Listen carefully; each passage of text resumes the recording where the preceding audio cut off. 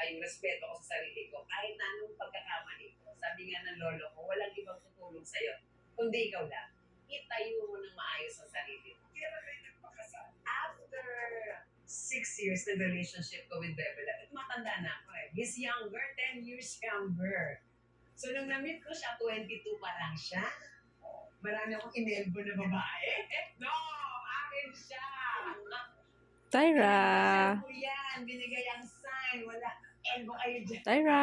Tinanong ko siya, gusto mo bang magkaanak tayo? Ano sa ko?